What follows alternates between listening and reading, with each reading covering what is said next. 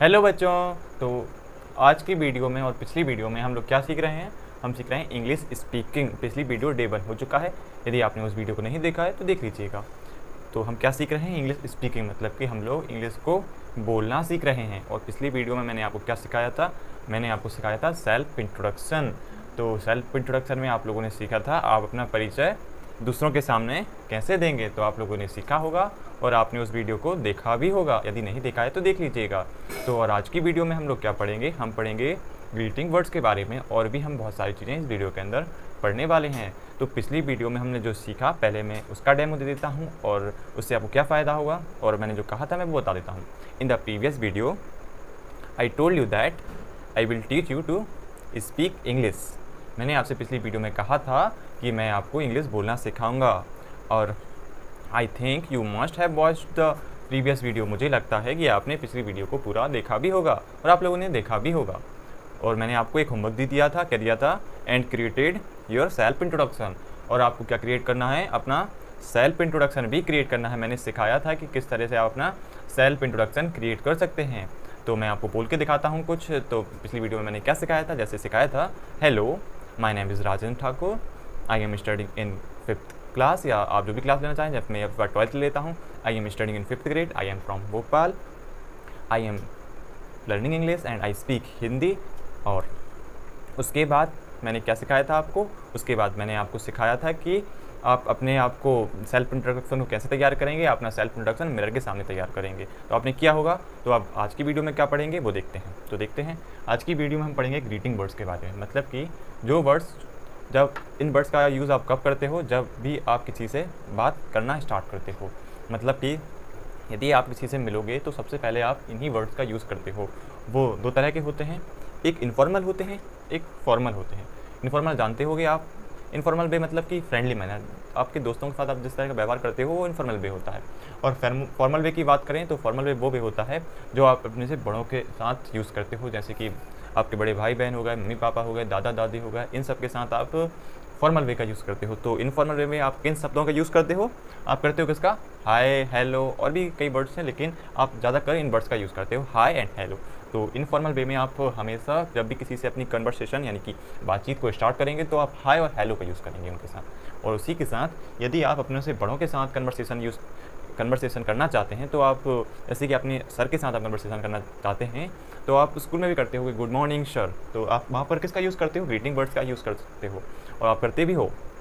और वहीं पर फॉर्मल वे में आप अपने से बड़ों के साथ इन वर्ड्स का यूज़ करते हो जो कि फॉर्मल वर्ड्स होते हैं। और दूसरी तरफ इनफॉर्मल वर्ड वो वर्ड होते हैं जिनका यूज़ हम फ्रेंडली मैनर में करते हैं। तो ये होते हैं आपके ग्रीटिंग वर्ड्स, इनको कहा जाता है ग्रीटिंग वर्ड्स।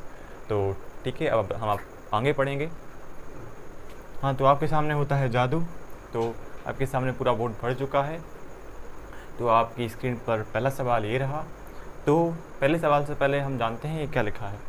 तो ये सारे सेंटेंस हैं जिनका यूज़ अपनी डेली लाइफ में आप कर सकते हो, और आप इनका यूज़ करते हो, लेकिन आप हिंदी में करते हो और जिस भी लैंग्वेज को आप बोलते हो उन लैंग्वेज में करते हो। लेकिन अब आप इनका यूज़ इंग्लिश में करने की कोशिश करेंगे।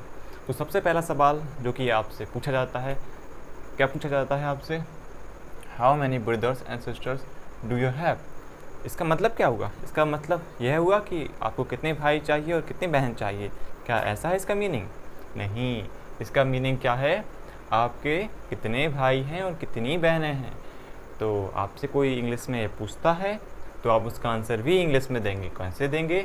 आप कहेंगे I have 2 brothers and 2 sisters. और यहाँ पर ध्यान देने वाली बात यह है क्योंकि हमारे यहाँ पर भाई भी प्लूरल हैं और बहनें भी प्लूरल हैं, तो इसलिए आप इन दोनों के साथ इस एस को कभी नेग्लिजिबल मत कीजिएगा।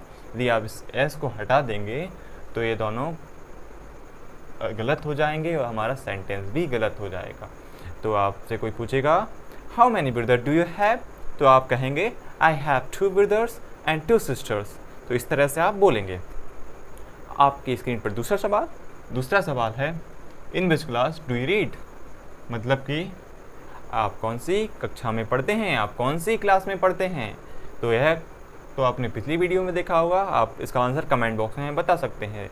तो हम बताते हैं in which class do you read. यदि आपके घर पर कोई गेस्ट आता है और वो आपसे पूछता है in which class do you read, तो आप उसका आंसर कुछ हिंदी में इस तरह देंगे, मैं कक्षा 5वीं में पढ़ता हूँ, लेकिन उसने आपसे इंग्लिश में पूछा in which class do you read, तो उसका आंसर आप उसको इंग्लिश में देंगे I am studying in 5th grade, I am studying in 5th grade. और आप जिस भी कक्षा में पढ़ते हैं उसका नाम, आप जिस भी क्लास में आप पढ़ सकते हैं और पढ़ते हैं, आप उसका नाम यहाँ पर लिख सकते हैं। और उसके बाद आपकी स्क्रीन पर तीसरा सवाल क्या है, वेयर आर यू लिव, आप कहाँ रहते हो। आप जहाँ जहाँ रहते हो आप उनका आंसर हमें कमेंट बॉक्स में बताइएगा आप कहाँ पर रहते हो। तो आपसे कोई पूछता है वेयर आर यू लिव, जैसे कि मैंने आपसे पूछा वेयर आर यू लिव, तो आप कहोगे, आप कमेंट बॉक्स में क्या लिखना, आई लिव इन, आप जहाँ भी रहता हो, जैसे कि मैं सिटी भोपाल में रहता हूँ तो आई लिव इन भोपाल, आप जिस भी सिटी में रहते हो आप उसको यहाँ पर लिख सकते हो। उसके बाद यदि आपसे कोई आपका हालचाल जानना चाहे, मतलब कि आप कैसे हो, आप अभी जिंदा हो या मर चुके हो, यदि आपसे आप कोई हालचाल पूछना चाहे तो वह आपसे पूछेगा हाउ आर यू, तो आप उसको आंसर भी इंग्लिश में दोगे।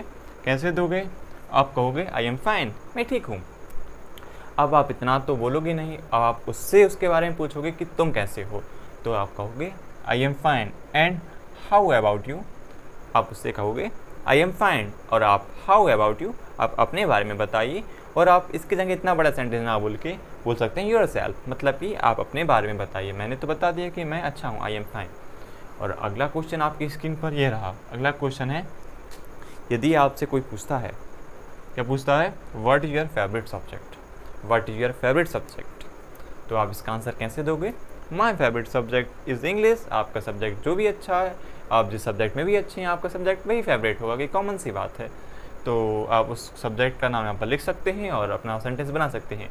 और इस सेंटेंस से आप अलग अलग सेंटेंस बना सकते हैं, जैसे कि what is your favourite subject की जगह आप गेम कर सकते हैं, जैसे कि what is your favourite game, तो आप कहेंगे my favourite game is cricket, कुछ का फुटबॉल, बैडमिंटन। तो ये सभी आप यहाँ पर लास्ट में उनको ऐड कर सकते हैं और आप सेंटेंस बना सकते हैं। अब लास्ट में और भी कुछ चीज़ें दी गई हैं, जैसे कि लिखा है इट इज़ टू गुड।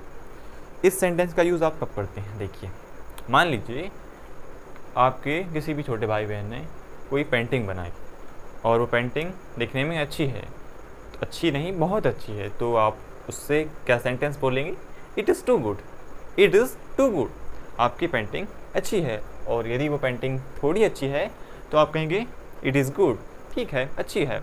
और आप और भी वर्ड्स का यूज़ कर सकते हैं, जैसे सिंगल वर्ड्स का यदि आप यूज़ करेंगे तो आप कहेंगे ब्यूटीफुल, मतलब कि सुंदर है।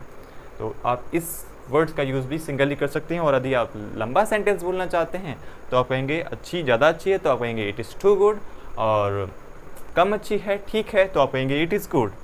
और लास्ट में दिया है, यदि कोई अच्छा काम करता है, मान लो आपने किसी से पानी मंगाया एक गिलास, please give me a glass, please give me a glass of water, तो वह आपको पानी ला के देगा।